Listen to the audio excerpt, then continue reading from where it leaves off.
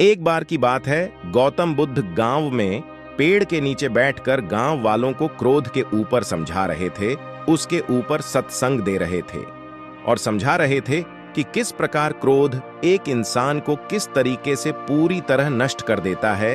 जब किसी इंसान को क्रोध आता है तो वह किसी के बारे में नहीं सोचता है, मूर्ख बन जाता है और इस प्रकार की हरकतें करने लग जाता है जिससे उसका विनाश निश्चित होता है।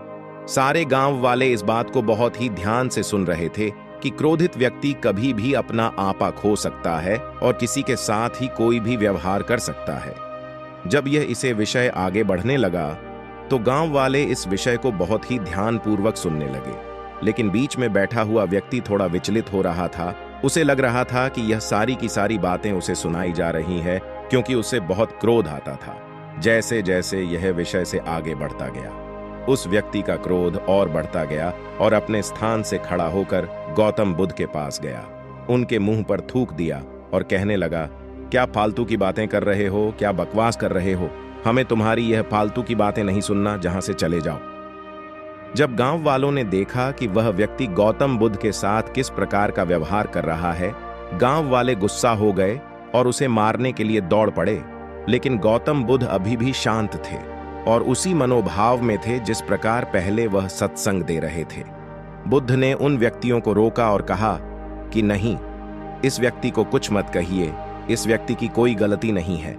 इस व्यक्ति को क्रोध आ रहा है और क्रोध में ऐसा होना निश्चित है, इसमें इसकी कोई गलती नहीं है। सभी गांव वाले आश्चर्यचकित हो गए कि गौतम बुद्ध के साथ इस व्यक्ति ने इतना कुछ किया, लेकिन गौतम बुद्ध अभी भी शांत है और उस व्यक्ति के खिलाफ कोई भी बात नहीं सुन रहे हैं।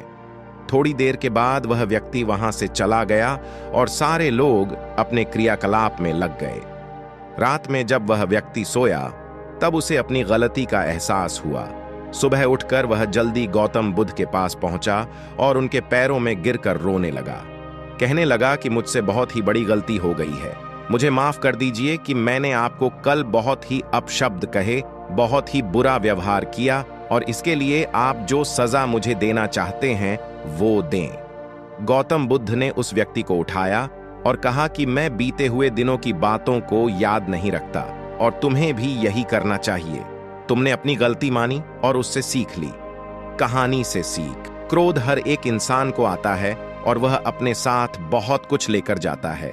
इसलिए अगर आपकी जिंदगी में भी कभी क्रोध आता है तो उस समय के गुजर जाने का इंतजार कीजिए, क्योंकि क्रोध थोड़े समय के लिए आता है, लेकिन मैं आपकी जिंदगी से बहुत कुछ लेकर चला जाता है। क्रोध पर विजय पाने का एक तरीका है, उस वक्त की जाने का इंतजार कीजिए जिस वक्त पर आपको क्रोध आया। अगर आपको वीडियो अच्छा लगा हो तो लाइक, शेयर और चैनल को सब्सक्राइब करें।